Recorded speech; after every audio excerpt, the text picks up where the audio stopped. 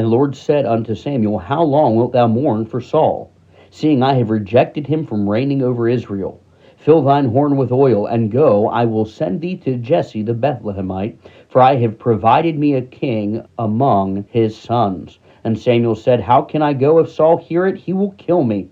And the Lord said, Take an heifer with thee, and say, I am come to sacrifice to the Lord. God has taken Saul and said, Saul, you have sinned before me. You no more will be the king. I have set another king in Israel. Samuel was the man that who ordained Saul to be the king. Samuel was a close friend of Saul. Here we see that Samuel is mourning because Saul, his friend, will no longer be the king. Can I tell you today, Samuel was a good man. Samuel was a godly man. But here we see Samuel discouraged. Think about it. He had ordained Saul. He had advised Saul. He had communed with Saul. He was a close personal friend with Saul. He loved Saul. And here we see that the man that he loved was no longer going to be the king and actually was going to be taken off of the throne because of his wickedness and his sin against God. Here we see in chapter number 16 of 1 Samuel, in verse number 1, that Samuel was so busy mourning for Saul's loss that he wasn't doing what God had told him to do. God had to wake him up and say, Samuel, why are you mourning?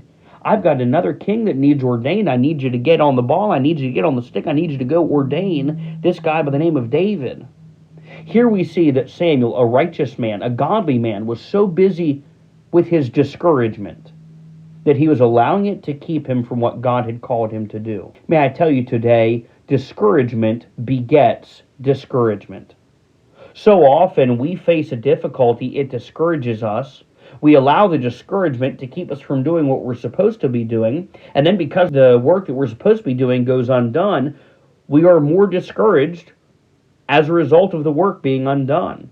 It becomes a snowball of despondency, where it starts as a small discouragement, we don't do what we're supposed to do, and then we're more discouraged, and then we're more discouraged, and then we're more discouraged. And so we see a snowball of despondency. Think about it. Someone feels down. Maybe they feel sick. So they call into work. And then they get a strike at work for calling in. What happens? They feel worse because now they're sick and they have a strike from work.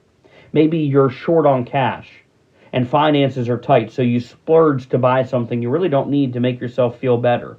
But then you're financially further behind than you were before. What happened? You're allowing a snowball of despondency to take over in your life.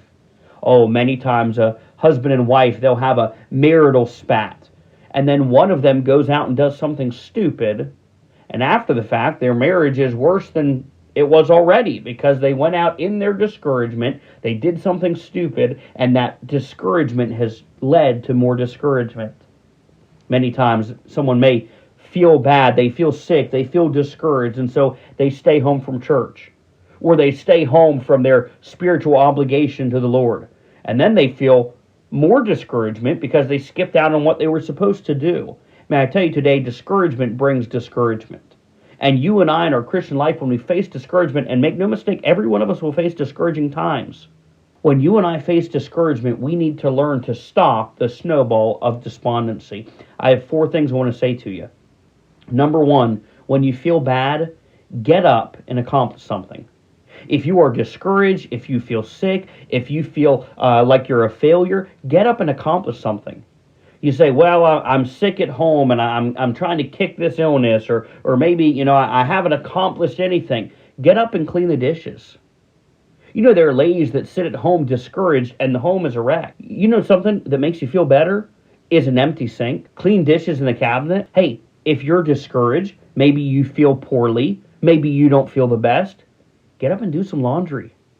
Nothing makes you feel better than a clean house. Very few things will encourage you as much as getting something done. When you feel bad, get up and accomplish something, no matter how small the task. Get up and accomplish something. Get up and change that light bulb. Get up and clean those dishes. Get up and do that laundry. Get up and change that oil. You say, I feel down and discouraged. Well, go accomplish something. It will stop that snowball of despondency. Secondly, when you're discouraged, go out and do something for someone else. You say, well, I'm so weighed down with my own problems. Well, get up and do something for someone else. Take some soup to someone that's sick. Drop a card off to someone who's discouraged. Go buy a cup of coffee for someone that needs some encouragement. When you are discouraged, go out and do something for someone else. You say, why? Because it will stop the snowball of despondency. Hey, let me say this. When you're down, go out and do something that you can finish. You know, I have a lot of things that I do at work on a weekly basis, and there are certain things, whether it is writing class curriculum or writing books or working on sermon series, there are a lot of things that I can't accomplish in one day. And if I'm not careful, I'll spend hours and hours and hours working on one thing, and I'll allow it to discourage me that I haven't accomplished that thing. I have not completed it.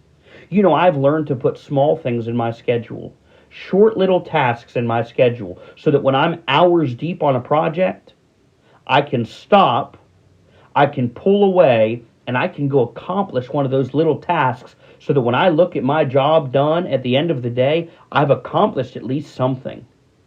You need to learn to put things in your life that you can accomplish to help encourage yourself and stop that snowball of despondency. Let me say this lastly. We said when you feel bad, get up and accomplish something. When you're discouraged, go out and do something for someone else. When you're down, get out and do something that you can finish. And lastly, let me say this. Do not ever despair in your Christian life. But if you find yourself despairing, work on in your despair so that you can accomplish something that will lift you out of that despair.